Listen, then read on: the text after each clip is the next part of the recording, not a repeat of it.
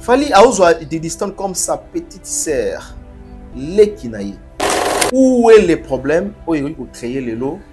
Na ba réseaux sociaux que Fali à Salramakampo a eu qui sa Koffi Olomide dépasse. Je pense pas et puis je ne crois pas. Il y a un monde à rencontre belé. Même à Hotel Banda, Fala Koutana toujours des distances. Fala benga des distances. Ils ont mabé entre Yaya Moni Leki après ça mbote. Ils ont mabé place oyo ba beng si Yaya ba beng si penal Leki. Est-ce que votre foi fallait aujourd'hui pense faire mal à Koffi Olomide? Na Koffi Olomide que je le salue, n'andimi même pas que Azana idée wana, Azana mauvaise intention. Fallait ndenga zawana. Donc il faut qu'il y ait une activité professionnelle na été, activité à Moussala, parce que Didiston est là. Il y a beaucoup de Didiston est la star. Babi Missa Bartis c'est na côté bozoba. Côté professionnel. Même à ta faire na olinga teba collé na ba bêtise à bon un jour. Que ba mon affaire na mutu moko boye ba collé que no faire comme ko bimana mutu tel. Et surtout ceux qui zaka wana te. Comme on a Pacho RFI.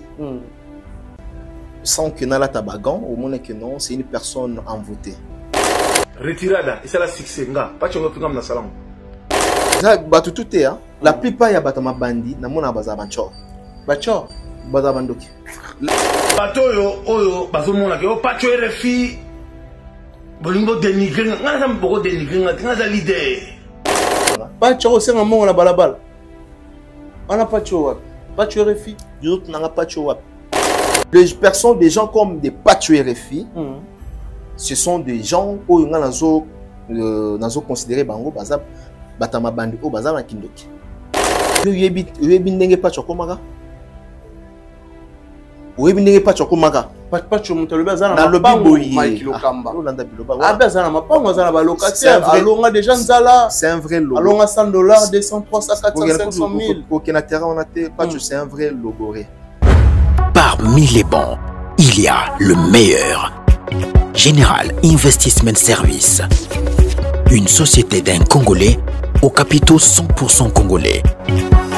L'une des rares qui vous offre une gamme variée de services dans différents domaines.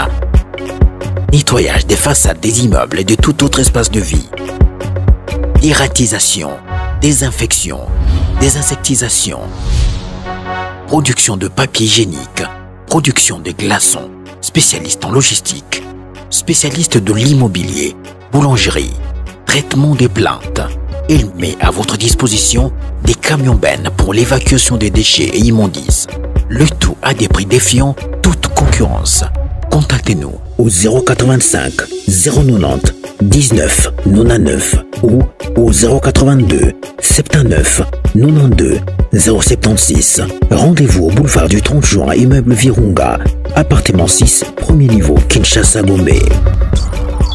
GIS, le meilleur.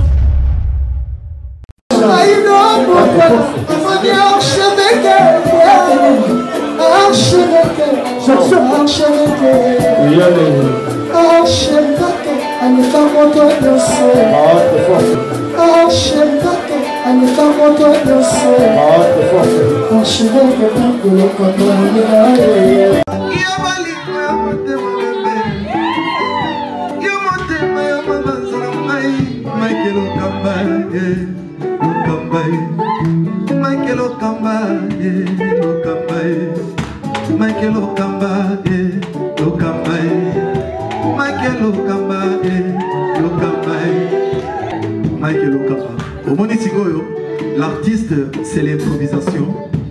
La honoré dans l'émission. Africa Elengi TV, votre chaîne, l'incontournable, la star des chaînes.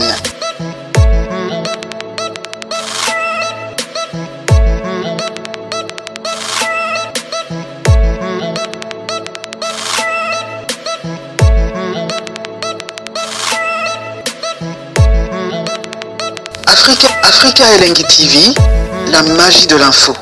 Bienvenue à vous très chers fidèles téléspectateurs. Bonjour, bonsoir, ça dépend à l'heure à laquelle vous allez nous capter. Très ravi Encore une fois, de savoir que vous êtes tellement nombreux à nous suivre en ce moment sur Africa Elengi Télévision. Un grand merci, surtout na bateau tout ba disposarato pour Orlando Bisso, pourquoi pas na équipe Mobimba et Africa Elengi Télévision. Un grand merci aussi à notre invité d'aujourd'hui. Il s'appelle Mike Lukamba, l'archevêque de la presse congolaise. Avec lui, on va essayer de parler de tout sauf rien aux actualités et puis aux alarmes. Mieux placé à vous répondre à la question de surtout. Je pense que tout au long à cette émission, tout au long de cette émission, côté culture Nabiso, Torobeta Lisolo, l'artiste héritier Watanabe, la poule gâteau Torina, Yatembe, Oyo, à represter Bongo Namer, héritier Watanabe. Réaction aussi, il y a pas de RFI, mon amour Teketa, envers héritier Watanabe. Par le biais l'ingratitude condamnable. Tout au long de cette émission, je pense que tu auras la précision avec Mike Lukamba, l'archevêque Patu RFI, Anie Visa, Patu RFI, Lelo Babengi, Yorobode. Tout au long de cette émission, tu auras la précision. Pourquoi pas, Tobetali Solo, il y a Tistéphali Ipupa. Sans date, mais plusieurs productions, plusieurs actualités. Akatakovo, actualité. Abeta concert, il y a Vlisco. Et l'Obami est belé, Bimisi Marambe belé, sur Didiston aussi. Tout au long de cette émission, tout au long de précision, qu'est-ce qui se passe? Nini l'Obama, affichage, il y a l'artiste Fali Poupa et Didiston et l'Obisi Mokili. Il y a des gens au Balobi, Fali Poupa, Arosala Bongo, qu'on a retaquiné, Kofi Olomide, mais tout au long de détails, précision, tout au long de cette émission avec l'archevêque Mike Lukamba. Merci beaucoup, n'a tout disposé temps pour Orlando Bisso, pourquoi pas, la prince de la ville, Gédéon Tshisekedi, depuis Washington, big salutation à toi, prince de la ville, Gédéon Tshisekedi. Merci aussi à Dada Ulungu, na Suisse, pour la Benrae, maman sociale, Dada Ulungu, merci pour tout, pourquoi pas, na maman Clarisse Mouyembi, Yaguilin, Ngatebe au par Orlando Bisso, chanter ça derrière la caméra, soit aux à la même morale, nanga, à Fongola Bisso, ça là, vraiment bien là, j'ai dit déjà bonjour à l'archevêque Mike Lukamba. Bonjour Kerry Tontimpi, bonjour Nabanderonio surtout. Au Bazota Labisso en ce net moment. Je dis merci encore une fois à nos partenaires au Basoutenara Rabisso. Bazota Labisso, nous suivis à travers le monde. Nous sommes suivis à travers le monde aussi, à travers la République démocratique du Congo, voulais-je dire.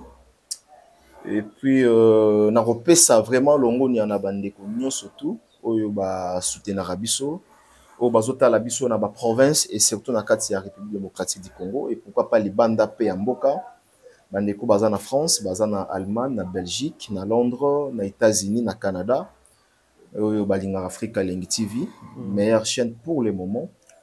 Et on est ensemble avec Bango. Et du coup, j'en profite par la même occasion. On appelle ça un grand merci au grand millionnaire congolais. Donc, au millionnaire congolais. Grand millionnaire? Ouais, il s'appelle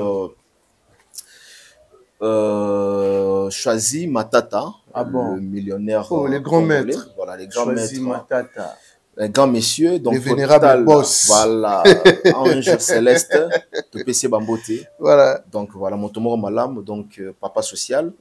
Et ali arnaba to toi la tendance c'était à la couleur sur le Billy Kambou. Et puis ça réaliste quand il te promet quelque chose à réaliser. Choisis ma tata. Choisis ma tata. Oh. Total respect. Merci pour cette enveloppe. Il a choisi donc Komaki et ça l'a très bien.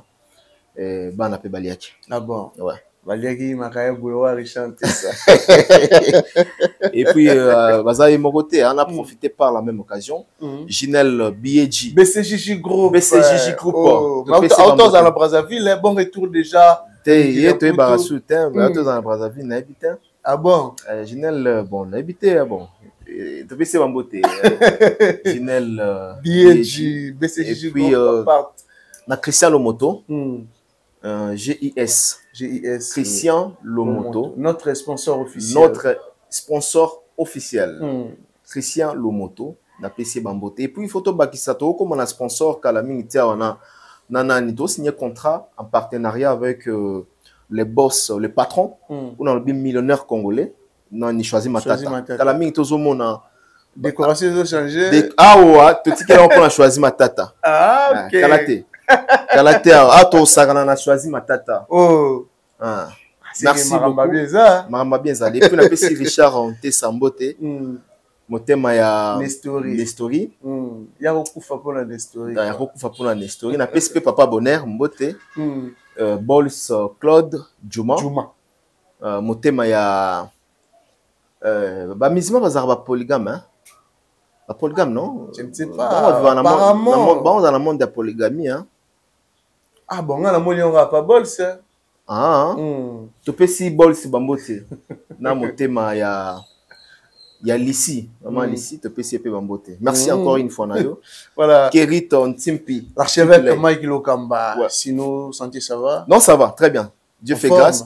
Dieu fait grâce. Sauf qu'à le colo, na quoi qui n'escalier. Oh, on a bataille tu vois na. On a bataille avec qui? Na quoi qui n'escalier. C'est vous a faible, ma bête au flèche Jésus. Non, na kuma casse. Soit na faible mais au quoi?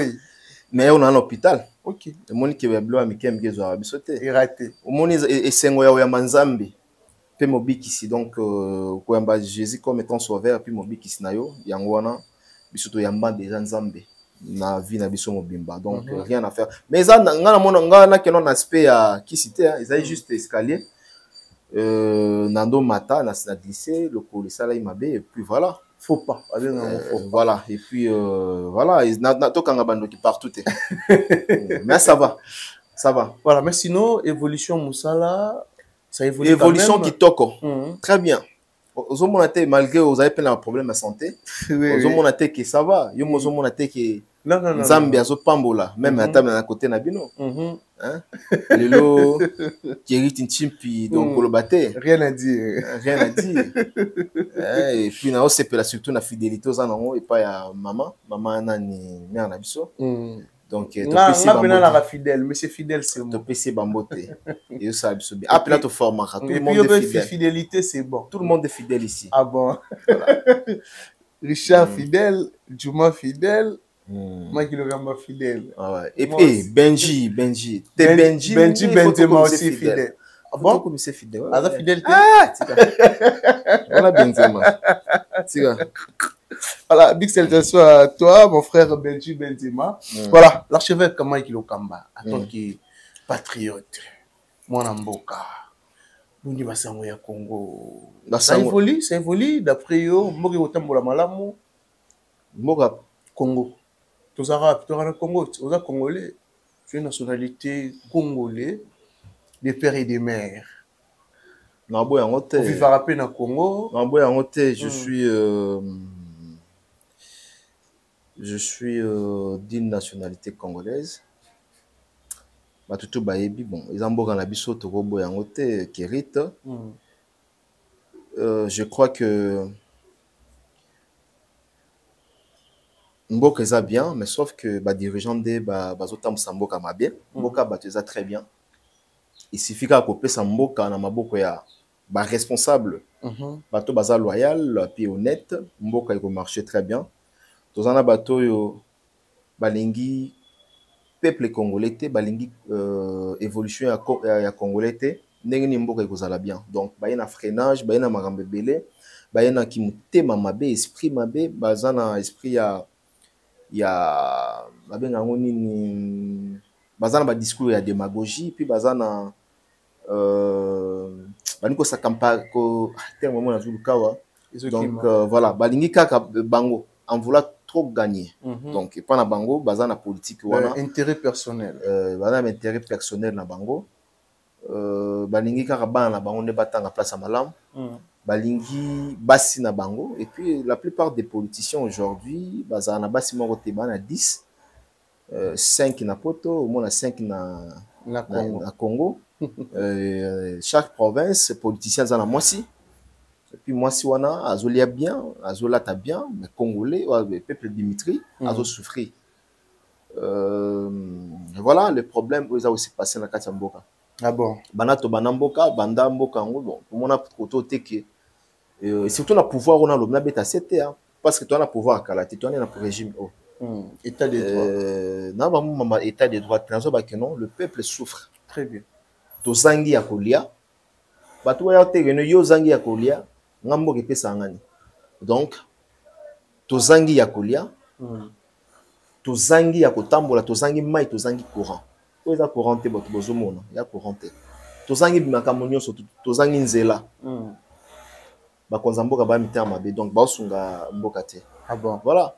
Voilà. Il semblerait que Premier ministre abomi policier, lelo et au salapena passi M23 boma congolais, nanga boma congolais, gouvernement actuel peut et boma congolais, Mike Lokamba, ba vidéo va circuler partout que Premier ministre Maman Judith Tsumina, équipe naie et bomi policier roulage au Yazan en plein droit à Roulakisanzela et l'obami ebele en tant que congolais a vu nayo sur yango s'il faut que Tchamama ina vu no koloba quelque chose tu peux dire quoi sur dossier Premier ministre abomi roulage. Kerit, merci pour cette question. Je pense que Nena Toloba wa tantôt na début nanga que lelo bat faut baeba que mboka na biso to komi na légèreté moko tu ne peux pas imaginer. Lelo batu o toza na se faut toza na référence ya bakonzi na biso. Lelo sanga na régime ya Félix Antoine Tshisekedi acteur politique nini yango ou bien membre nini ya gouvernement oyo toyi ko pointer maboko tolobi ke no aza modèle aza exemple azata bazate. Ah bon? Tala makambo bazali ko sala na société, tala makambo bazali ko sala na banzela. Moi je me pose des questions kozwa mutu ko beta baseye ko ôter mutu la vie, un pauvre policier ou Atiki Bana. J'ai appris même que Atiki Mwana bébé il y a 10 mois. Paix à son âme d'abord. Nous avons partagé la douleur nanga ensemble avec la famille et les politiciens. Je crois comme on a eu Fiston, hein? Fiston Senda, à moins qu'il n'a massacré Combo. À moins qu'il n'a massacré Combo naïe. Apparemment c'est Fiston. Attendez un instant. Voilà. Fiston. Voilà. C'est Fiston. Fiston. Atiki Bisso. Voilà. Nando Lobake. C'est Fiston Senda, je crois. En tout cas, son départ nous laisse s'emparer. Je partage cette peine na libota na Mobimba et souhaite qu'il repose en paix. Place on de konabiso azali. Tragédie yo totikala komona yango te. Sur aux premier ministre, il faut la modèle, il faut la exemple pour le peuple congolais. Est-ce que Yem Tabomi, nous avons regardé tout le monde Batali, nous avons regardé une vidéo dans laquelle son ami a raconté l'histoire, l'événement, ce qui s'est passé. Alors, il dit que non, cortège, il y a maman, ministre, il est kaki. Les policiers, et puis dans le sens unique, sens interdit, pardon. Sens unique. Sens unique, je crois. Oui, voilà, ils ont un sens unique. Sens unique, oui. C'est-à-dire qu'on est là, où mis tout réseau qui est vers gauche, bango baye, bango est vers droite, ma commission vers gauche. Vers gauche. Sens unique. On est là vers gauche, ma commission vers droite. Vers droite. Sens unique. Mais maman, j'ai dit Simino. Afandi na poto. Aebi balua ya poto. Déjà, il y a mon place ni nango na poto. Ba respecter ba loi te. Nul est censé d'ignorer la loi. La loi est dire mais c'est la loi. Aucun membre du gouvernement a un monopole, il y a autambola la sens unique. Et comment ma il a biso nino ni place oyo mibe ko zolo ba que non voilà parce qu'il est ministre, il faut azoa ni sens unique. Mais ça m'a rappelé au monde tout le temps. Les lots to vivre là-bas, to vivre na fléau wana. Ba autorité basée là sous basée là raté bangon dépressé. Na katsa mi tukana bango ba otambo na basi. Ba ofentara batu baté ba Gérophare, 20h, aux appréciés aux ministre. Moi, je me pose maintenant la question. Là, il y a laisser aller. Il y a laxisme. Il y a légèreté. Mais le président de la République, bien qu'il y ait un monopole, n'a été. Mais il faut avoir la première degré. La première degré, nation signe. Les autres vivent dans l'embouteillage. Je connais l'embouteillage, pire les abanans. Ce sont les autorités qui ont créé l'embouteillage. Ce sont les autorités qui ont créé l'embouteillage. Aux autres tamboula, des bandes, mais au moment là-bas, on va créer 3e bande. Tout ça, dans mon côté, un lien dépendamment. Il y a l'équipe, il y a zombie, il y a côté, il y a saliboué. Moi, surtout, ils ont la loi en haut. Dans mon place, mon côté, la constitution, ou bien Mibeko, ou bien il y a droit pénal dans le congolais, et non. Un premier ministre ou bien un gouverneur, ils sont censés avoir un sens unique, ils ont raté. Ministre, à part pété Bozanango, vous êtes des simples citoyens. Il y a pas fonction qui ministre. Voilà. À part fonction Bozanango, parce que les autres bolongo la fonction on a besoin d'un citoyen. Normalement. Faut y avoir moko. Même la poto on a ces plans parce que au moins la poto ils ont les ministres sur le côté marché pour tellement au tchaké aux à la queue. Mais par contre à sur zone na Congo au moins un ministre va passer avantage, il faut un ministre à l'écaliboso, il faut député de asso mabilo ko liboso, ngam na ekim tadiboso ba zeli singa. Quel est ce pays où désordre à haut niveau? Président de la République sur la décision pour la Makambo OT. Il ne faut pas sanctionner la première ministre. Ah bon? Par rapport à l'acte sur Salama? Il ne faut pas sanctionner. Ou encore, il y démissionner. Or, mais je parle la vérité. Non, mais ça va, policiers, les équipes, la sécurité. Dans le lobby, là où cortège, il y a un débomi. Il y a ministre. Bagarre d'un. Il y a ministre. Il y a ministre, c'est-à-dire, maman ministre a bomi moto. Aucune bosso la lobby en connaît. Ok. Au moins, dans matière pénale, ceux qui aux autres bagarre, par exemple, aux yeux de chef, et que bagarre nayo, babomi moto, baokangayo. Parce que bagarre wana bagarre nayo, bazu injonction et pas nayo. Bakanga toujours chef. Aux autres elle doit être interpellée immédiat. Mais façon bon on a vu ce tambola. Ah, yo mo le bi façon bon on a vu ce tambola. On a pas interpellation. Il y a déjà un communiqué. Les gars qui c'est pas ça qui n'a c'est pas un communiqué. Il y a la police congolaise. Bozo linga ko masqué, ko bakisa, ko longola, donc c'est pas bien. Bope sabiso, bob misabiso ba vrai auteur, il y a crime ou basani nande qu'on a biso fiston. Aujourd'hui les policiers, regardez vidéo mo tambola oyo ba policier bazo beta moto, lokola niama. Bande de criminels, de voyous policiers. Baratan éthique mon côté. Ils sont nombreux. Un pauvre comme on a biso atiki. Avec combien qu'il gagne la fin du mois? Il gagne combien? Obi comment est-ce que ba roulage va souffrir pendant le soleil, sous le soleil. Obi ne va souffrir. Oui. Toi là qui ça. Ba hôtel mala moyi. Bazo souffrir salaire ya malonga ezate. Au quotidien vie na bango leli. Pour ne pas comment bisenga senga. Yo quand c'est zalaka na volonté na bango. Conjoncture. Biso to kena na bamboka to komisi rapport to kena bamboka pe mususu.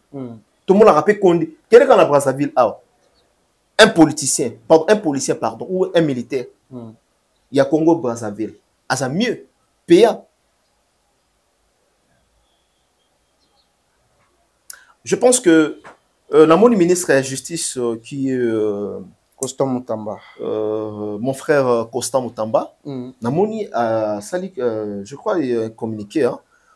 Non, à Sengi ba fongola dossier na niveau ya parquet, ba auteur ya crime ou base à la présenter.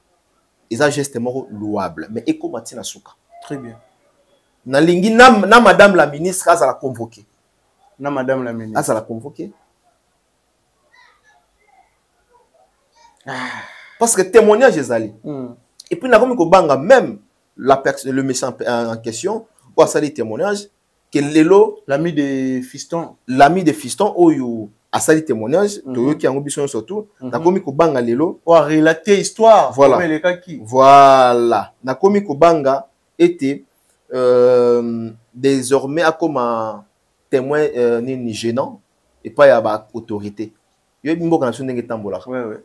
Ayo comme un témoin gênant et pas à l'autorité. Parce qu'il y a banque bazala qui l'air makambo salama. Mon frère, on peut tout dire, mais ils ont makambo oh il y a barbarie. Ils ont les kanakatia la police na biso tongo me dit pourquoi. Je dis, où est la présence du général Kilimbalim?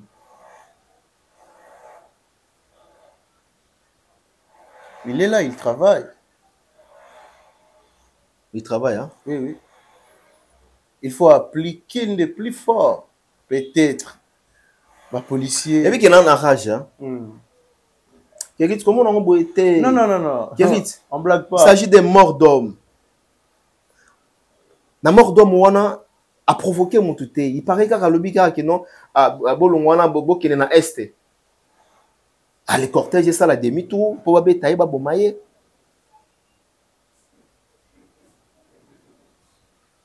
Bozo bimisa paquet na kati ya Kinshasa.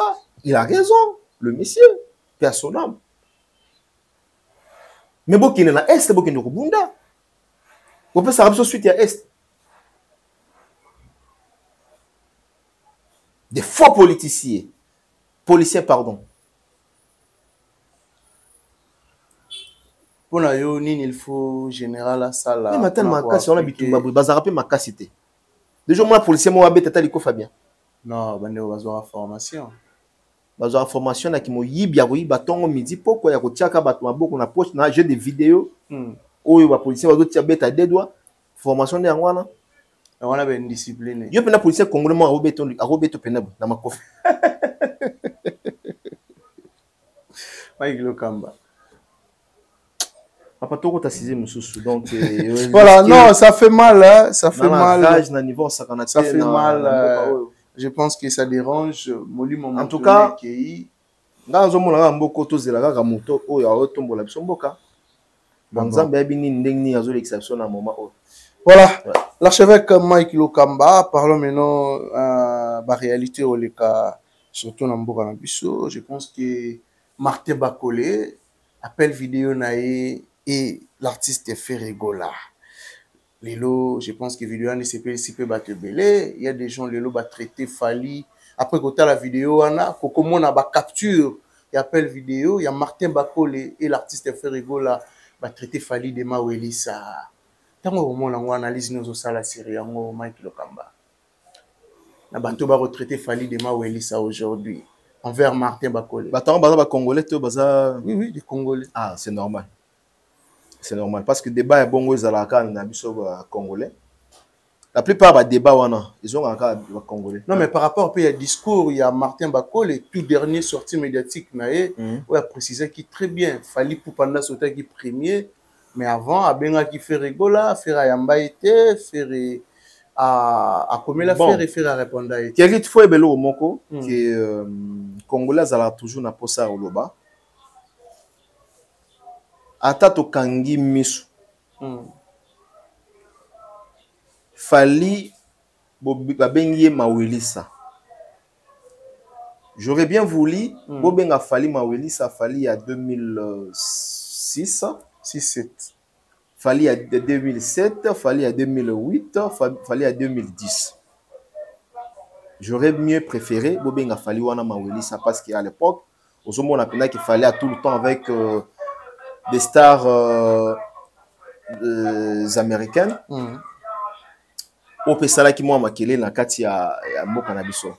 Alors, là batozo le balelo Fali Mawelisa avec le boxeur, notre boxeur Martin Bakole. Je me pose maintenant la question, Fali Mawelisa oui, pas de problème. Azo Welisa et pas ya Martin pour à gagner. C'est ça aussi le problème. Entre Bakole et Fali, nana au bénéficier na oramboninga. Bon, et ça, dur, il y a marqué. Non, je pose la question na bato bazolo bawana. Entre Fali et Bakole, nani a bénéficié na Oran ya Muninga. Martin pas champion na quoi na Fali pour papa Fali na quoi na Yo comparé non, cause la champion bana domaine monté. On a dit ce qu'on vient pas. Très bien. Mais na zolo bana Oran. Non, Fali azali kolo koleka Martin. Wana s'il faut la clair. Et blom so bito lo ba comme non, faut ça clair. Bon baté. Maman Fali sali na musique Bakole salon na boxe c'est hein. Je répète so qui te Maman Fali sali na musique. Bakole sali on na boxe c'était.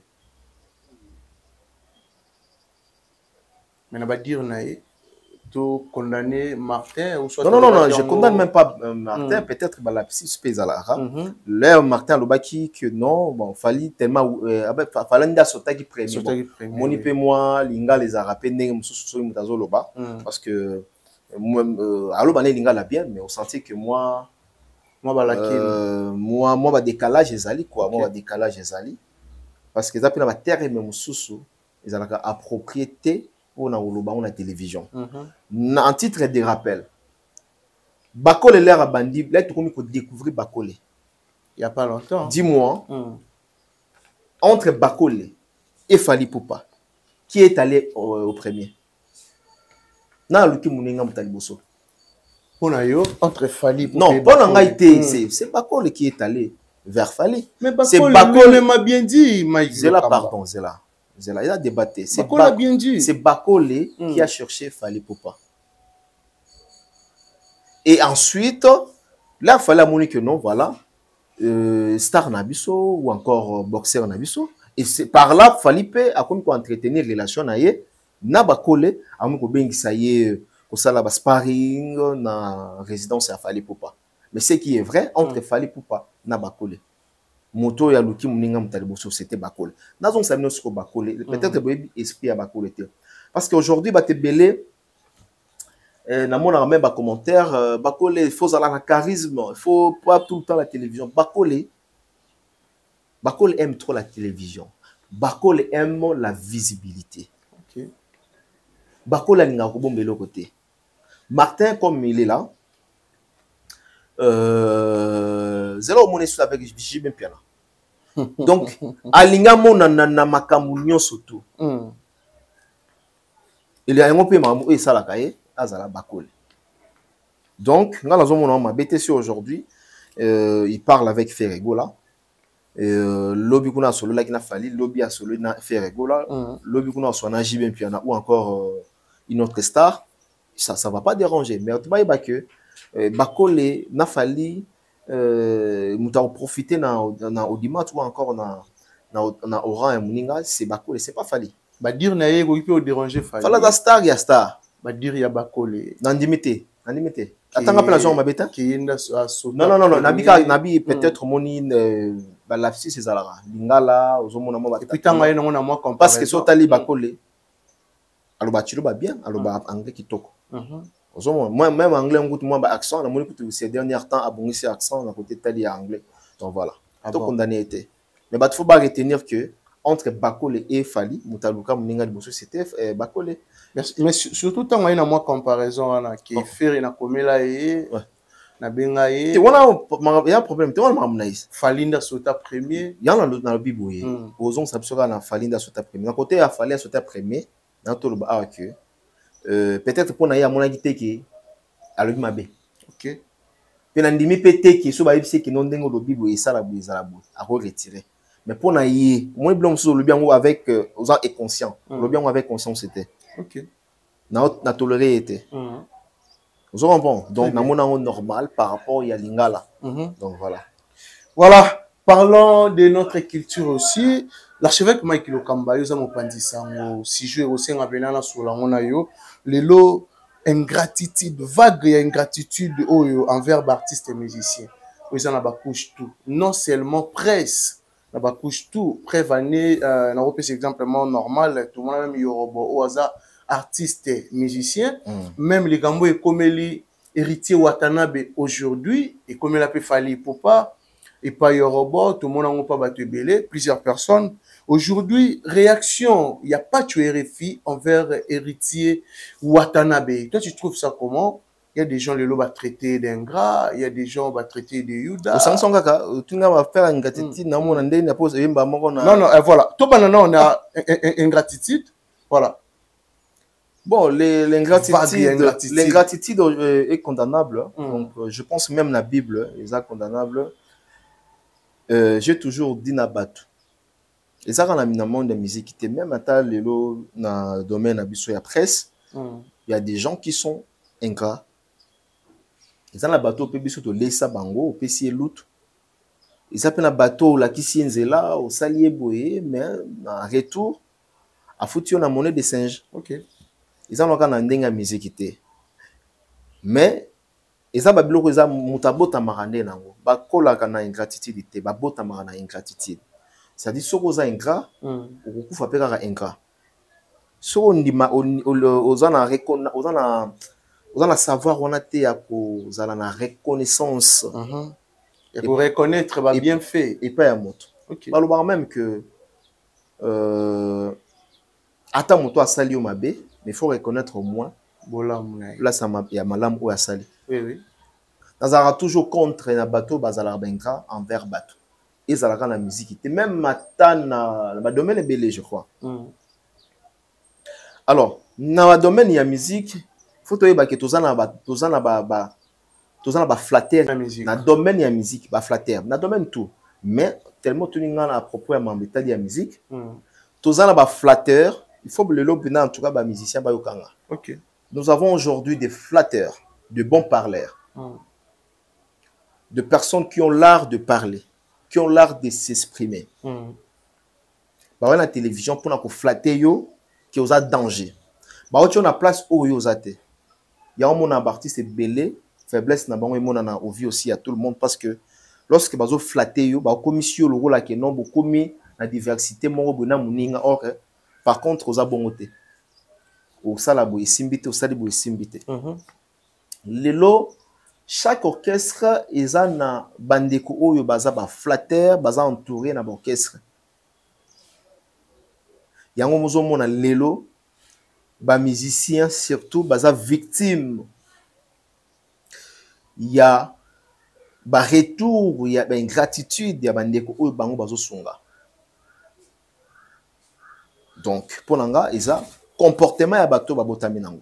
Ah bon. On a évité ceux qui ont un message par rapport à l'ingratitude. Voilà. Tout le monde n'est pas fallu pour pas. Ingratitude de Yorobo envers fallu pour pas. Surtout, artistes et musiciens, les lots, recommandent de plus en plus d'ici.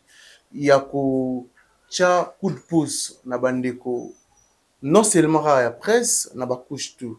Les lots, comme on a réaction, il n'y a pas de RFI envers héritier Watanabe. Attends qu'il met d'abord. Ils ont le Belonini, Mike Lokamba. La réaction, il y a pas de RFI envers héritier Watanabe. Ils ont le Belangani. Ils ont le Belonini et puis ils ont reproché Nani. S'il faut relever quelque chose sur Yango, tu peux dire quoi? On condamne Nani. On repère ça Nani tort.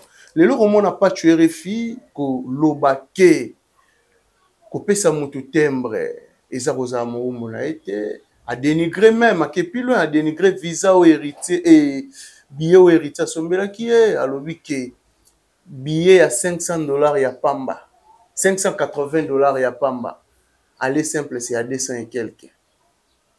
Le lobby, même langage na Yoruba, timbre, il y a 92 ou 95 euros, il y a Pamba. Yoruba 80 je crois. Oui, Yoruba 80, il y a 92. Pour les 90 je crois. À qui plus loin, à l'obi aza bisenga sengate yé ayaki pona ko wana total makambo wana isa patcho non patcho RFI mona muteketa. Bon merci Kerit Ntimpi. Je crois que nato lobela ama ingratitude ba musicien dans le émission en tout cas batalanga. OK. Ils allaient partager dans leader Nyon Soto. Déjà, comme on a Pacho, comme on a Ilonga Pacho, c'est aux hommes qui Pacho a voté. Et réflecteur à peine Elongi. Comment on a eu, papa, Ezali. Aza Philosophe. Il a psychologue. Psychologue, Ouais. en même temps philosophe Ouais, aussi. ouais. Naebi kotala état ya santé ya moto ya bongo. Na scène pepe ba bengisa biso. Mokendaki te? Na nga nakendaki kopesa bakisi ma mbebele. Et puis nakutana bato ebele on a dénoncé. Na yambi bato ebele. Ah bon, na scène pepe. Na yambaki lite ya kanda, na yambaki Lite ya kanda na scène pepe.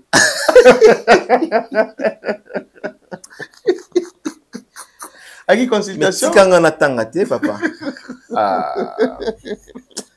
Na suki kasi. Non, toi volé, non, s'il te plaît. Oyambaki bato ebele. Yo moko dévoilé. Oyambaki bato ebele. Otenga lite ya kanda, basé belé, non? Après lite ya kanda, il y avait aussi bato azaki ebele. Bref. Na oya na otanga bato. voilà. Na oya na otanga bato. Voilà, nandolo ba juste que comme on a Pacho RFI, sans que nala tabagan, au moins que non, c'est une personne envoûtée. Pacho. Pacho. Une personne qui est envoûtée, azamutu oyo azalaka, azana positionnement te. Azamutu oyo esprit na déjà le rôle est longwa. Azamutu abeba na batu pa mapamba. Voilà, on définit maintenant mutu azana esprit envoûtement. Azamutu oyo azalaka reconnaissante ate osombeli banda kwa to memi na poto. Lobi obaluka. Lobi obalukela yo. Ils sont prêts pour na payer akuboma mutu. Omoni mutu azenga. Aza prêt ya koboma yo. So ba pesi mundu ba biboma mutu boy abomi yo. Normalement pas lingio soute. Ils ba acte oyo to robetela ngo maboko te. Déjà moi je me dis toujours bon, ils a batu tout hein. La plupart ya batama bandi na mona baza bancho. Bacho Baza bandoki. Na généraliser te. Bon, n'a peut-être soit choqué. La plupart ya batama bandi. Donc Pacho. Dans le vite batama bandi nyo surtout. La plupart ya batama bandi. La plupart donc bazara bandoki. Bazara bandoki. OK. Ndoki elinge lobani ndoki zaka rate que forcément o lekisa moto bo mamoto aussi mamakela. Ndoki za o sala makambo. Oza conscient mais o sala makambo inconscient. Okay. C'est par là au comme ndoki. Ba biso que non nzela basu barate bien nzela basala kakate. Mais yo nzela ya batu sali kaka. Tu es sorcier. Les personnes, des gens comme des Pacho RFI, ce sont des gens où on a nazo considéré bango baza batama bandi o baza na kindoki. Pourquoi dans le bi bongo? Pourquoi? Auto lo balanga awa ke Pacho RFI a lobi que azaki na batu na yi bango bazalaka na batu. Azaki na batu. Moi ce genre de discours oyo bango bazalaka na batu. Yango yo ba leader bo fongola misu. Héritier Watanabe. Na bi que tu as été dessus dans la propos, il n'y a pas de RFI. Mais il y a que vous avez mutu, il y a mutema. Vous êtes sociable. Moi, j'ai partagé des bons moments avec toi dans différents pays, même dans Mboka. Mais bola munayo, tu vas profiter na yango, tu vas munayo la papier génie. Comment l'acheter mon robot. OK. Donc, il faut maintenant des leaders, bazwa, acte, d'aba bêtises zolé, qu'il faut pas quatre hémorragie désormais ou dorénavant. Dans la paix ça va mesure. Voilà. Leader oyazo kende poto, alinga mema, staff naïe, ce n'est pas un problème. Ba staff clé, ba staff proche, c'est un problème été. Parce que staff a na quatre ya administration. Ozolana, ata longwe, ata sali nini, au moins il travaille na quatre ya administration. Okay. Mais bateau bazo travailler dans l'administration, bateau bazo na kijalelo. Désormais, nous sommes bateau que non Mike le Kamuzungo kangela te porte. Non, bateau nous sommes mono compte. Ils avina. Parce qu'il y a des gens peu ba na kijalelo. Bazala moli ba et c'est une manière pe ya ko fortifier bango, ba luka visa de tibiso de luka ba visa boy. Ni musicien na simalanga. Na kende pas fali tena beta porte pour pesanga visa. Moi je parle bien. Tongo midi pourquoi je parle bien, je dirais même mieux avec Héritier Watanabe. Mais Héritier là, naturel ko bete tali solo ya visa te, neli ba luka visa, naturel au sala moté. que non, je suis capable. Moi, bateau baba flatterté. Toi, tu es capable. Alors les autres, il faut maintenant que comme ça bateau. Si vous voulez travailler avec les musiciens, il faut que vous soyez capable et à côté ambassade. Il faut que vous soyez capable d'engager la demande ya visa. Bateau yo bazo ya ko sumbela ba musicien na loboko le leza bateau baza incapable. Ba bina nini ma misala manakati ambassade te. Na ngala lo babu. Chaque orchestre elinge mamuto. Besoin sa style ya kala. Il faut moutaya na book, ana livré parcellaire. Na lobby il faut zonga. Non, il faut zonga. Na lobby boyi. Il faut zonga. Olinga me mapacho RFI na poto a lieu livré parcellaire na bango. Bo signer contrat pendant 10 ans livré na bango eza na kati ya maboko na bino. Bo taleli pendant 10 ans ceux qui a lobby mabete bozong c'est les nini livré na bango. Mais qui peut plus loin, Mike Lokamba? Est-ce que les locaux peuvent ça? D'accord. Livré parcellaire, puis mon tour, on a fait un compte, on a 10 000 $. Et ça, état d'esprit. Mon tour, à longi, 10 000 $. Yoka. Mon moutamba, a la facilité à manipuler. Très bien. Bon, vous avez pas état d'esprit à moto. Mon moto, on a compte, il y a 20, 15, 50. Aza moto, on a level, on a moto, ata problème et yeli boy a oleka na télévision bala moroté pour ne biso to finga raté pour biso finga raté mais non responsable zela pardon zela non to finga raté na misala responsable par rapport au p ya ba makambo na zanango e ko misanga e la tsanga poso mosusu na kuma responsable lelo na ke na ebiki na yamsuna na 5 banques on a zo ambon. Il y aura comme un fou na la télévision avant de finir musicien moko bien maman moko na télévision non on est aux arbres bateau basala boza nzala apa tu ya bateau yo balongi nzala te na kati ya Congo na Kinshasa pas tuer l'air ya zolo bakeno azabi senga te mena banda tout aba ba ya banto beta porte Richard une fois combien de fois yo sanga que no moni pas tu azoli ka senga mbongo yo te mdande sanga pas tu senga mbongo na balabala on a pas tu refi yo nanga pas tu wa yo ebite ki yo yebi ndenge pa chokomaka oyebi ndenge pa chokomaka pa chomonte lobi azana na mapango Mike Lokamba olanda biloba azana mapango azana ba locataire alonga déjà nzala c'est un vrai logo alonga $100 200 300 400 500 000 kokena terrain on a te pa c'est un vrai logoré za boto aloba papa aloba trop nando loba boué on a pas terme français pas non on a lié la façon la tombeau qui va blog bi ma papa et bi ma penalé voilà na biboué à un moment donné il faut tous la reconnaissance dans la vie pas tu as comme un niveau où il y a comme senga chaque porte na bandal awa ko senga mbongo aller quand même fanfa lembe ba fanfa vient la chose fanfa lembe la PC ba mbote chicho lembe pe asona kubeta ba porte tongo midi poko osenga bamboko pacho komaki kao na kati ya Kinshasa ba to so mero kimae amonia devienzela batu ba komo kima na pacho so bokuta na ye surtout banda les aba système batinet so na bimeninga na shilwango na bimibu na bibula o devie bula kaka donc shilwango ngo bula mbala Saint Michel tara mutu mo akima akende bata na église catholique ya Saint Michel on a kimi pacho akutani pe kuna église kangiye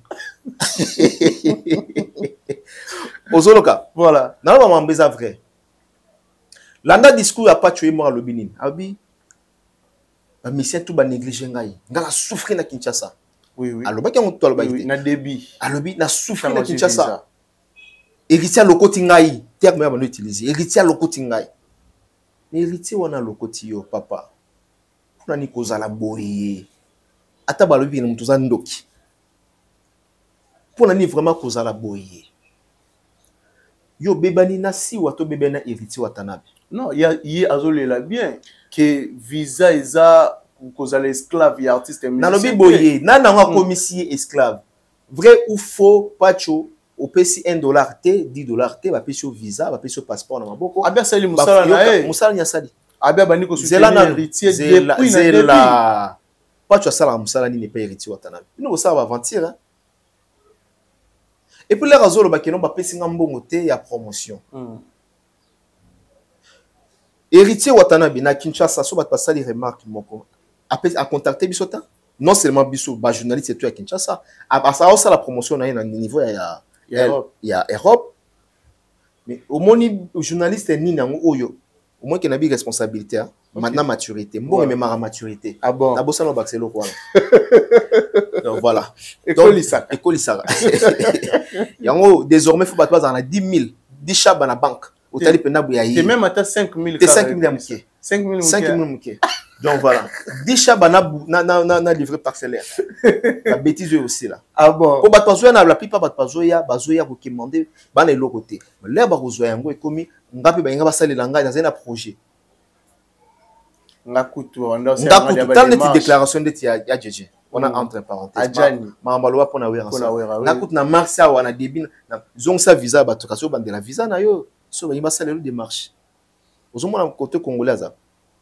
alors nandolo ba que non na bosani place pour nazala ki okatakinga voilà na débit ba normal mais après na débit ba bien le rôle la basantu le rôle ba sunu kana pas tu vas dire na envers héritier na débit héritier le côté qui est héritier ba Michel tout ba boire ce qui est lelo héritier pesi valeur papa au travail na artiste belé ba pesio couloir té mais héritier wana et nando ma promotion avant na wana suki sa wana ndeti biso ba pesi le côté na moni pas Vincent le côté pas confrère na pe France Stéma tout monde le monter ils a parmi ba chaîne on attend ba chaîne oyo ba grande chaîne quoi donc voilà est-ce que moni nana leli nana lobby mais s'il faut y avoir lobby l'héritier tout lobby la héritier mais en termes de promotion il faut tout solo là normalement mais nous avons été opé à communiquer information moi y a héritier watanabe ozomona et surtout que biso tous ba entreprise yebisanga y pas surtout le cas la promotion à ça la promotion nani azana chaîne té azana entreprise té non azana chaîne yo ça na chaîne wana chaîne té bien beaucoup benga lo tout chaîne oh nabia azana Gmail na ye compte ya Gmail na ye a créer ba vidéo na ye non ça na chaîne chaîne pourquoi sa chaîne pourquoi na chaîne il faut les canabeta pour biso tout ça là OK ndeni yo ça la chaîne ezanga mikanda ndeni yo ça la chaîne eza reconnue na l'été bien ndeni yo ça la chaîne bu futa ba taxe ya source américaine té nesinga bo pour kanga chaîne les affaires ah bon les affaires des biso to koma boye ata na zwe loko na yo ba convoquer nga s'il faut ba benga nga na appel vidéo na pesa ba explication donc ba okanga nga na la la mukite na ba kanga nga chaîne na lo engete pour ba bi ki za entreprise très bien nazo ba na sens wana ba na chaîne pas tu futa na pour yo bisinga chaîne cameraman na ba afuta nani bar leader na biso s'il vous plaît et là on a lobby ko sunga bino parce que muto azo pembe na bino bozo ebaté nani ko sa confiance mais batebele ba sepela noter ça la système etalingaité nazo fortifier pe batu baluka visa na ndenge na bango OK à côté ambassade sali makambo ko yo sala pour ni biso kasi tolanda visa na sima ya ba musicien te na sima ya héritier te peut-être yo mona nini à l'époque où j'étais bien avec ba Fabregas pour l'Analanda visa. C'est-à-dire je me donne d'abord du respect envers moi. Nabi que non. Nga pona kende poto est-ce qu'ils a forcément héritier femme manga. Pourquoi pas nga moko? Pour une entreprise. Écoute c'est la nga pela. Pourquoi faut total la gaba musicien ba na poto? Pourquoi on peut pas travailler en collaboration? Héritier benginga lokamba. Na faut te le billet pour organiser ça la rendre un service. Na boulot dans la Dôme de Paris. Je viendrai, je serai là. Sans te donner quelque chose. Contre ni boulot ni sans quelque chose. Maman nous ça.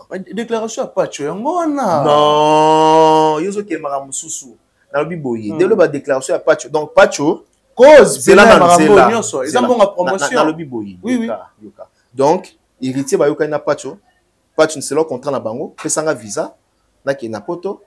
Donc so ndo komi na poto wando futelanga hotel surtout komi na poto wando lesanga surtout komi na poto au futel nini au pesanga bonga promotion je pense pas que ça va héritier a mis pas choté pour la promotion héritier amemi pacho amoni ke pacho asali ebele na kati aspa ko ebele awumeli a 8 ans na kati ya presse wana faut reconnaître ngo a 8 ans na kati ya presse et lelo pacho yango akoma délaissé pa ya ba musicien congolais basundola ya koma fazer ya presse pacho fazer à presse Mike Lokamba est-ce que na marché ba mole na zolo ba akoma fazer ya presse lelo ba kiriti chimpi ba ya ba leka ba pacho RFI lelo ba petit na biso tour ya presse oyo ba yeye ba leki ba pacho ekisa monique te yema lobangwa ekisa so tika ngana ngana kufa na komena suka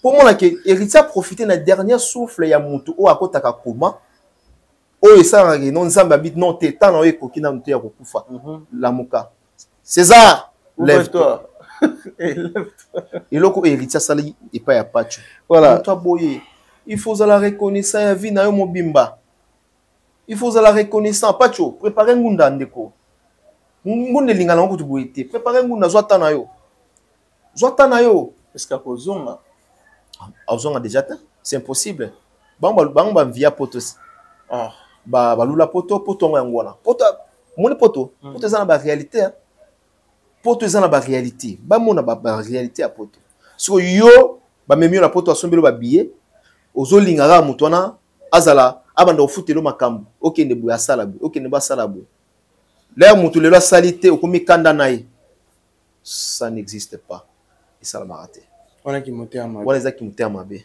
conseil ni au pacho non plus c'est conseil frère na yo frère na yo déjà non plus ça conseil après ça conseil était parce que mais nazolo baka ande na ba musicien faut pas stopper mais pacho c'est pas un faut pas stopper na ba dire na yo envers ye qui pacho comment fazer ya presse mais la vérité blesse toujours que pacho ba bon qui mena nzela mais à moins que na lo bandé lokuta mais la vérité blesse ngana simaka OK na lo ba papa mbate na lobby parce que il choquenga est-ce que ngana zumbonga promotion héritier watana et pourquoi je dis ça parce que naza humanisme bon montezo sala si Kérit pas ko saoté. So mon tapé sur visa ya poto ya mon tapé sur paradis, apé sur demi paradis. Poto ba côté la retraite.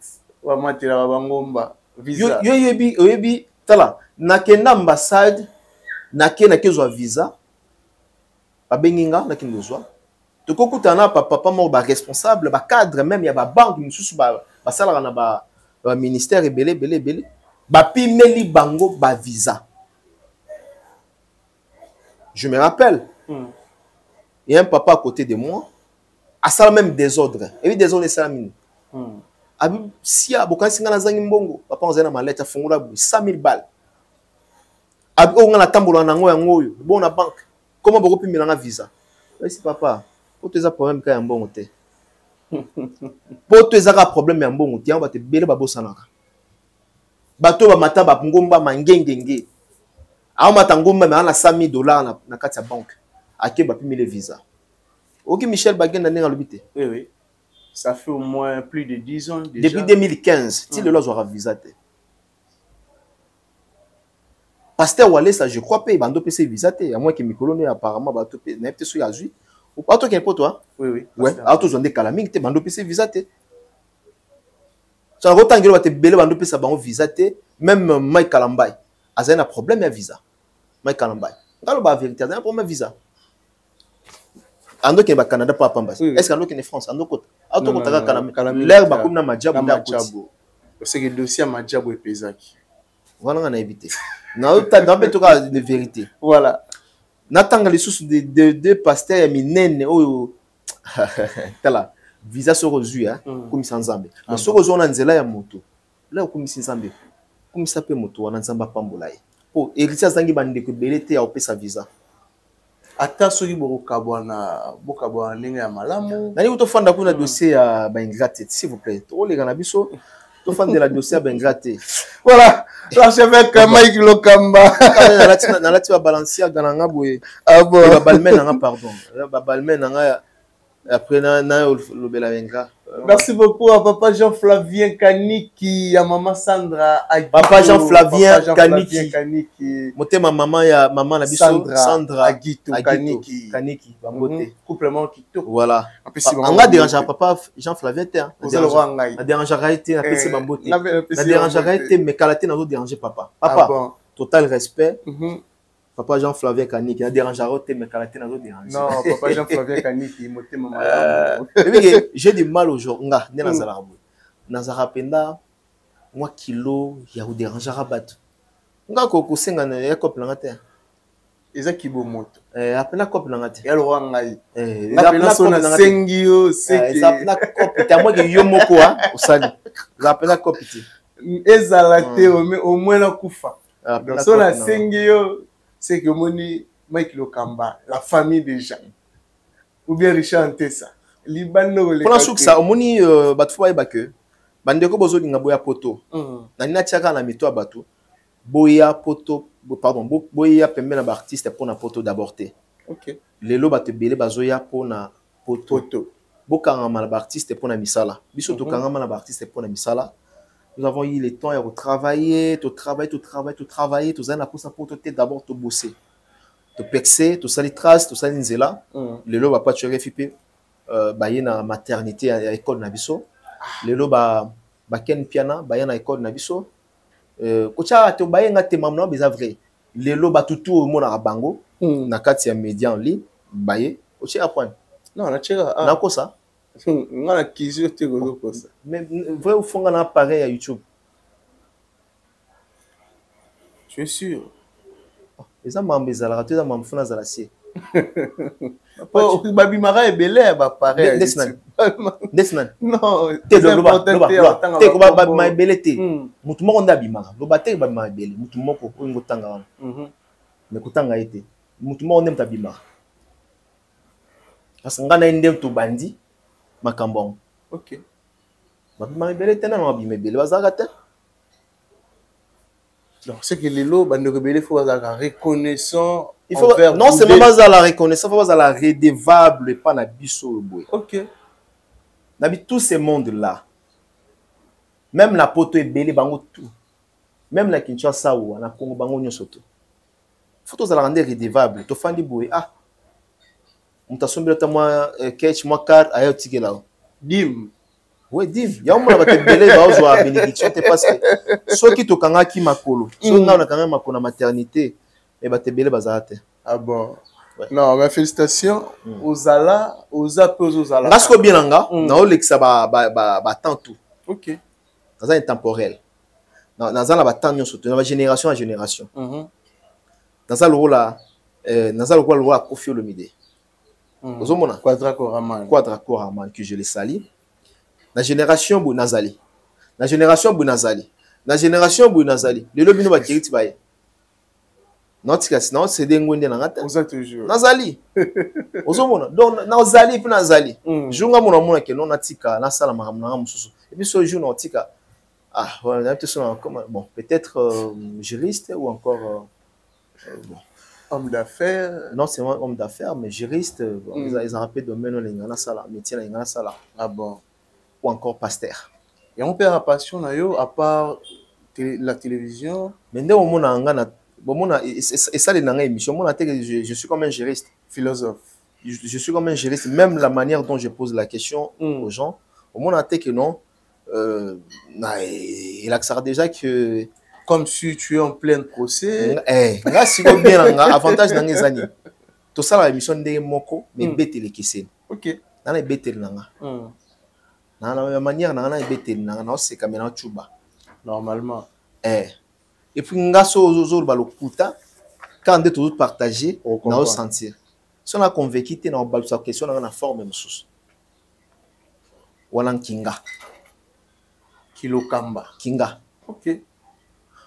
Au lelo bato elo ni nango oyo lelo na presse ba presse qu'ils ebiso na lobela pe mwanga ndam na lobela nga pe kala kiboyo elo ni nango lelo na presse oh batuba oyo mona ke batu sala na biso ke tout ça salon déjà Pour moi, je pense que du nouveau est aujourd'hui. Bato tout mambasala. Tout balukaka. Tout ça là, bakuti biso to ça to créer. Copia qui songolo. Voilà. To copia qui song. Natala qui songolo. N'a jamais quelque chose. Ah, yo to le bien on qui tim. Non mais il faut la reconnaissance. Yango wana donc bref tous à la reconnaissance. Ba musicien baza benemi na bisoté. To tambola na bango de père. To respecter bango. Tout comme un niveau ya koloba makambona et le reçu de pesinga kwanda la ozo bamtakala la ta coupé et puis azana a la chance parce que héritier vraiment je dirais que a comment la maturité makasi si za héritier à kala na kala lobby ba betio et surtout na poto mon na poto na atoi baraté na poto na c'est fali héritier en termes de base héritier fali ouais. Oui, raconte déjà, il y a déjà, pas héritier. À moins que oui, rende, mais c'est héritier fallait. Voilà, l'archevêque Mike Lokamba. Il paraît que l'artiste Ferrigola a sali sold out na ING Arena.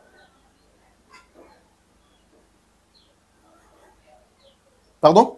Il paraît que l'artiste Ferrigola a sali sold out na ING Arena. Bon, c'est pas le cas parce que ils ont un conditionnel là, il paraît que il n'y a pas une certitude et puis exactitude des athées. Certitude des athées. Ah bon? Voilà ce qu'on a qui la communication. Voilà ce qu'on a qui dans une pena na déontologie, dans une na ba règles fondamentaux. Il y a journalisme. Très bien. Dans ces pays, on a conditionnel. Il paraît que c'est pas les gars parce que ça on a conditionnel. Donc voilà. Faire gola et à salir sold out c'était ils ont fausse information. D'ailleurs, nous allons répondre juste à poisson d'avril. Poisson d'avril. Poisson d'avril. Ah bon? Mais la chanson Mon Bondé aussi, non? Et je suis disque d'or. Ayo, mais maintenant, poisson d'avril la télévision alors? Non, pas poisson. Comment tu as une question pour la poisson d'avril? Je ne sais pas disque d'or. Mon Bondo.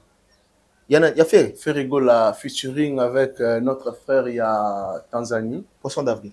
Ah bon? Poisson d'avril. Voilà. Je pense que l'artiste Fally Ipupa, parlons maintenant de l'artiste Fally Ipupa. Lelo Fally Ipupa azomona Fally Ipupa a date batebele ba rosela date o batuba rosela mais aza toujours actif. Fally Ipupa azobeta ba concert sans ko ba date o batuba rosela. Fally Ipupa akata povo actualité. Azonga boye actualité, a posté photo actualité. L'artiste tout dernier prestation nae ou a outé robete la marque Visclo, marque Japan oyo après concert wana est créé Marambo Ebele Mike Lokamba. Il y a des gens baro déclaré na moni même na ba page musu ba postango pourquoi l'artiste aza ko s'afficher trop na Didiston après avoir coupé ça na calin na Didiston waza petite sœur nae ba page mususu ba comique Fally Ipupa il paraît abimarana Didiston Fally Ipupa aza ko s'afficher ça makelele et sali maman na makelele babi Fally Ipupa marana Didiston ba page mususu ba comi Fally ako s'afficher na Didiston po ayo ki sa kofi mutema pasi Fally abimarana Didiston na moi na ba page ba komi na moi na ba page même na bala mama ba chebongo ke Fally au sala bongo po ki sa kofi mutema pasi Mike Lokamba.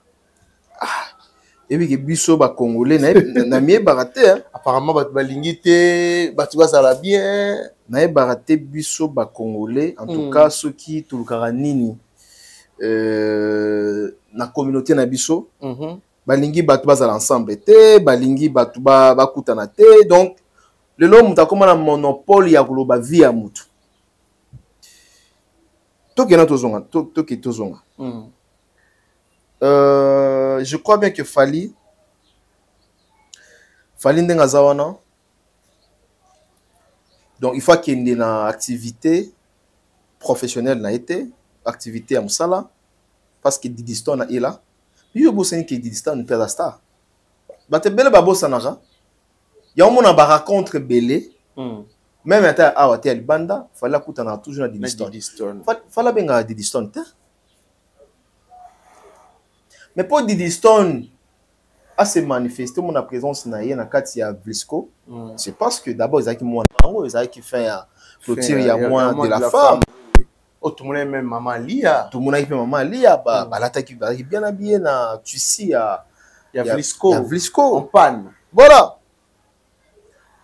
Où est le problème? Où il faut créer les lots na ba réseaux sociaux que fallait à Salara Makampo ayoki sa Koffi Olomide dépasse. Je pense pas et puis je ne crois pas. Okay. Ils ont peut-être les lots congolais qui me t'aiment un peu pour salir mout. Bah comment toujours qu'il y a un discours ya bongo. Bah bon par rapport à accrochage na bango accrochage oui. Bato baloba wana baza bato ya bandal to bata selemba ou bien bata science. Non mais la moni ba page exemple page yande on a biso la mama azarana mikilian putu. Mais la mama abi que na poto ko s'embrasser de l'autre puis caler za l'autre. Mais interprétant on a nenga mabe balobi qui est commis de trop pourquoi tout le temps d'abord l'artiste fallait pour pas azabu s'afficher na Didi Stone azonga boui bazalaki akende boui bazalaki peut-être il y a quelque chose où ils en est-ce que batfo ba que fallait aujourd'hui pense faire mal à Koffi Olomide. Il y a des gens ba oloba bon fallait aussi bon non Koffi Olomide même pas si tolongwa na débat à la con débat il y a qu'un niveau. Le lot bat comme même biso tout ça là ba débat pardon ba débat il y a qu'un niveau. C'est-à-dire le lot tout le monde a comme un monopole il y a koloba. Monopole il y a ko commenter na ba page il y a ko finga il y a koloba n'importe quoi. Fallait les artistes professionnels. Fallait c'est aujourd'hui fallait azal loyal et puis honnête la famille Olomide. Ongana yebi batu tout ba yebi. Il est loyal. Peu importe relation na bango na Koffi Olomide et ko zalate ndenge zala ke basolo la lisusuté, il reste loyal et honnête. Na famille Olomide. Je pense pas que fallait pour s'afficher na Didi Stone allo ba ke non naza s'afficher na Didi Stone pour na paix sa passe na monsieur Koffi Olomide. Savoir quoi na intérêt à Fali et que la Fali na carrière n'indetinine. Tous à la bonnette quand même. Tous à la bateau. Fali a osé Didi Stone comme sa petite sœur. Lekinaye. Ils ont mabé entre Yaya moni Leki après ça mbote. Ils ont mabé place oyo ba bengsi Yaya ba bengsi pena Leki. Donc il faut Fali maintenant bolingi Fali maintenant abandaka kobeta Didi Stone bakara bambote zalate et au déranger Koffi Olomide te à chaque fois non wana eza biloba loba na biso bato. OK Na Koffi Olomide que je le sali n'andimi même pas que azana idée wana azana mauvaise intention à l'endroit il y a fallu n'andimi même pas que Koffi Olomide doit réfléchir le rôle là-bas doit réfléchir bon savoir quoi que Koffi fallait ou qui ça fallait et nani Koffi mutema passe. Ils ont l'Obama. On a moni ba publication. Écoute. Bishop tout toyebi qu'il fallait dans la moisi nanda. Toyebi non? Oui, très bien. Toyebi qu'il fallait à ça quand même mobile. Oui. Ndenge peut y poser dans mon mobile. Et bon yo toujours nayebi aux anos mobile mais nayebi que jour na maman benga ngazolela. Ça dit des jours là nanda côté. Donc naina tout simplement que aux mobile. Oui, partie mobile et ko sala. Mais ce qui est bon, tout que non ce qui est bon. À manifestant on ndenge nini e banana mishabat parce que c'est rare des artistes et musiciens au ba respecter d'abord basi na bango ya ndako. Fali popa. Ouais. Toroya jour mususu ya rotanga quels sont les artistes et musiciens au ba respecter basi na bango ya ndako. Ah bon. Ouais. Nabi que ça va choquer hein. Liste et Obima. Ça va choquer. Ça va choquer qui? Ça va choquer les artistes et musiciens, ouais. Nakoya awa les artistes et musiciens oyo oyo barespectaka basi na bango ya ndako. Mais napesi déjà exemple fallait aza parmi bato oyo barespectaka mwasi ya ndako. Fali Ipupa Ata kolinga yango fali akende otombe kaka na Didiston. mais na bato bakokanisa bongo Mike Lokamba Na bato bazokanisa bongo, na bato bazokanisa bongo, bato bazokanisa bongo, na lingi plus bazwaka ba artiste côté misala. OK. Babimisa ba artiste na côté bozoba. Côté professionnel. Même ata faire na olinga te ba coller na ba bêtises bongo un jour. OK. Ke ba mona faire na mutu moko boye ba coller ke no faire comme ko bimana mutu tel. Et surtout ceux qui ezaka wana te. Ezaka kitoko te. OK. Fallait aujourd'hui zo mériter respect. Nous avons aujourd'hui fallait avoir patrimoine ya mboka, photo lengela ya mo papa. Pour le moment tozana ba fali, tozana ba héritier, tozana ba faire regola. Tozana ba Kofi Olomide. Tozana ba ndeko belé ba osala musala malamu. Ça te dérange aussi aujourd'hui na Oignon soit salara, il y a des gens qui peuvent reconnaître rangote qu'il fallait usala musala comme il faut, à retomber le drapeau ya mboka na biso. Et dérange raté parce que ça la manque na Congo. Fallait aboyer minga na Congo ça. Mais so bimi libana mboka toute communauté baza fière. Tu peux imaginer tala ba Camerounais ba senga fallait comme Camerounais. Ba Ivoirien ba senga fallait comme Ivoirien. Mais Congolais ont négligé. Quand cité, nul n'est prophète chez soi. Oui. Bah y a valeur ya mutu, libanda. Mais jour batouana ba rozalate, to font la mise ah fallait parti, fallait ou fallait kenda fallait salibi salibi. Azana biso tout ba valeur na bangote. Voilà ma bé à Congolais en voilà. Tozana yo bozo mon importance à mutu te. Mais na mitema, batouana ba roboya. Na mitema ba yebi qui est cette personne, qui est cet artiste et musicien ba yebi. Non, mais papa, au vu aussi à tout le monde. Ils ont tabouté, il faut te traiter la tête pour te maquiller vérité. Vérité qu'aujourd'hui, il fallait faire mieux que les autres. Ah bon. Je suis aussi parmi Bateau Barosé, la date, il y a Stade de France, il y a artiste Fali Ipupa, où ils ont prévu en 2025. Tout c'est là, parce qu'on a vu que dans les Zélandais d'abord, il que est-ce que vous avez vu un commerçant? Oui, oui. Oui. Très bien. Même à ta statut, vous avez un commerçant. Tu as un commerçant. Dans les on a un côté tali commerçant. Parce qu'on a vu que l'actualité a fallu, monde, qui les mobiles, a envahir. Du fait que ces dates, l'émission na biso, et vous allez booster davantage. Biloko tout on sala a au mona bato ozala bana focus pour na otala na côté etali ya culture na biso na yebi que ozala les tout premiers musiciens congolais même en Afrique francophone je crois ya kobeta Stade de France au nanu tozwa te banda le Congo a été Congo. Ah bon, voilà Mike Lokamba, je pense que nous sommes arrivés merci beaucoup, merci à la fin de notre émission. Oui, merci et puis bon courage na Robino Mundibou va prester les 7 juin dans le théâtre des gymnases dans Maribel. Centre Maribel. Tu peux si bon courage, place Azali. Et puis, je te rozalawana. Tu solo là déjà na producteur na écuyer Gauthier Mascotte, l'ingénieur de banque, l'homme idéal. Andima qui n'a mis sur bateau, à Sira qui vraiment que Robeta le bon on a mis ça. Pour que mon va travers pour que après ça biso visa mais pour qu'à sommer la biso ba billet donc on va travailler sur un contrat à sommer ba billet et puis moi chicon enveloppe l'ingénieur des banques enveloppe côté di sousou to kepoto pour ça musala ah bon to même la robine on a lingi na des à la secret to même la robine 3.0 via communication 3.0 eza et a sold out eza lié na sold out c'est le moment ya ko kasi yango wana donc, tu vas me 3.0. Bon, tu vas me calater parce que Gauthier Mascotte a le bac dans le mois d'avril. Ou bien mois de mai. Calater, tu en avril, hein? Mois de mai, je crois, mois de mai. Voilà. Mais comment tu trouves relation et artiste Robino Mundibou et Fali Ipupa aujourd'hui? Au Nazomona, discours, il y a l'olenge na l'olenge. il y a des gens qui vont confirmer la ndenge na bango que Fali a bloqué Robinho, il y a des gens balobi que Robinho a voulu koloba ko solo la Fali bongo te na télévision. Tout le belo moko je crois que les bateaux peut bandaki. Je crois que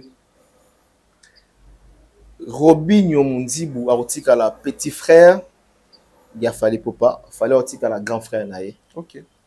Naébi que à chaque émission, bah dérapage et en raté. Tous à une conférence, il y a Robinho Mundibu ndenga lobaki, ils en a batté belé parce que la quitté.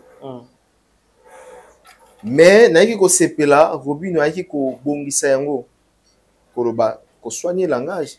Pour retirer Maloba ou Alobaki. Pour dire tout simplement que Robinho Mundibu a un problème na grand frère na fallait pas.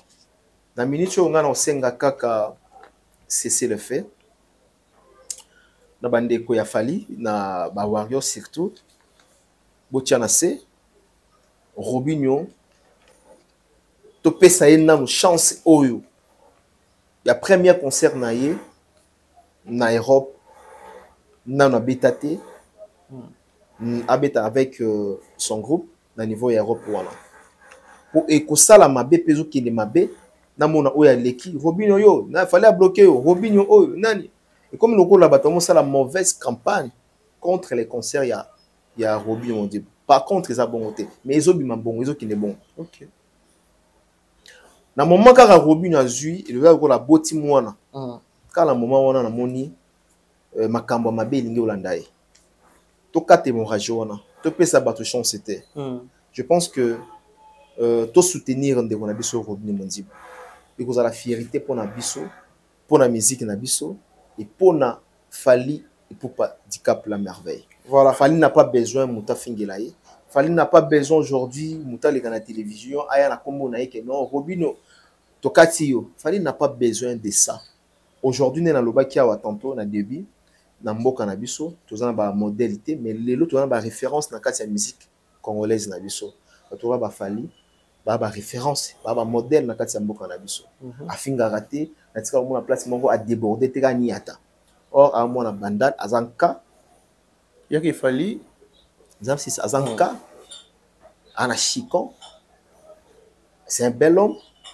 Ana monoko au pays que non so kala c'est pas galion awa atombo qui peut fâcher à démarrer pe donc et na moto au salaire émission sur pendant 5 donc 1 million de vies. Ah bon. So ce qu'il fallait proposer à ça ngana boya yo boya. Ah, la porte est ouverte. Hein? Voilà. Merci beaucoup. Comme les sangs. Nous sommes des comme les sangs. Hein? Merci à toi. Merci Kerit. Mais bien que na zeli ba question na yo mon comme na senti na monter. Ah bon. Ça bonté senti. Voilà, merci beaucoup na équipe Mombima Afrique et Lengi Télévision. Pourquoi pas na bateau tout à disposition pour Rolanda Bisso. Merci Naya Bosco Badeka. Ya Bosco Badeka. Ya Bosco Badeka. Yaya de Yaya. Na mona message na yo ya Bosco Badeka. Na Robin ya Bosco. Wana motumo malamu. Et puis bon on va aller ensemble so moni ya Bosco moni pe Vita Kaluji. Papa Yoji. Papa Yovil pardon. Et puis so na moni Vita Kaluji na mona mère na biso. Moi si à Vita Kaluji mère na biso ala mbaka soto ye na tuliara bloko tout ezala wana mama bambote na yo ba bonne fête ya mois de la femme na bino voilà parce que la biso et puis aussi à Lionel Ditamba la ponctualité dans les sangs la ponctualité dans les sangs Lionel Ditamba mais vraiment bien Lionel Ditamba Lionel Ditamba bien après ça va plan vieux Lionel na pisse bambote et il faut pas que ça rappelle papa Philippe Ntimba Ntimba na yo rara masolo ya papa Philippe il faut qu'on t'en a bilo kasika jour yo ke poto muto là tu bilo kasika c'est papa Philippe Ntimba ah bon muto appelle son enveloppe papa Philippe Ntimba muto laisse yo de toute la journée papa Philippe Moteur Zolayo Uba, Papa Philippe. Donc, Moutabon va négliger été. Papa Philippe Timba, big salutation à toi. Merci beaucoup. Nabato tout le monde pour Orlando Bisso. Merci à mon vieux Claude de Maloba, les vieux poteaux, vieux Claude de Maloba à Londres. On a apprécié Bambote. Pourquoi pas? l'équipe Mobimba et Afrique et Lengue Télévision. Merci à Richard Tessa qui était derrière la caméra. Pourquoi pas à Juma Claude Bols. Papson Izebonga. Papson Izebonga. Clin d'œil. On a pas vu la nation. On a pas vu. Papson Izebonga. Clin d'œil. Tu as PC Bambote. Et puis on a PCP patron Aïdor Bokwala. Boss Aïdor Bokwala, certifié brésilien, l'homme de... Aïdor Bokwala. L'homme d'Ankoro. L'homme de tête. Merci beaucoup à l'archevêque Mike Lokamba. Merci le bateau tout Balingarabiso. Merci à bateau tout va repartager et puis va recommander. Monsieur Morola Lelo, vous partagez, vous likez, vous remarquez, vous reprochez Nabino, Yango Sala, que tout Bongisa. Moussala comme il faut. Merci. Équipe Mobimba Afrique et Lengue Télévision. Je pense que tout le monde est bon au prochain numéro. Bye bye.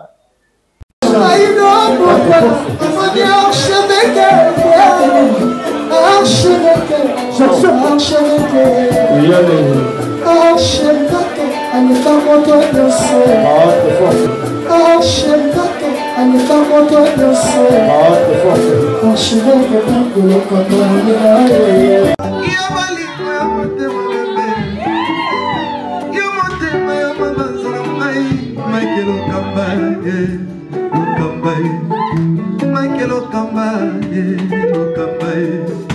Michael Okamba, Michael Okamba, Michael Okamba. Au Monitigoyo, l'artiste, c'est l'improvisation. Na honoré dans l'émission. Africa Elengi TV, votre chaîne, l'incontournable, la star des chaînes.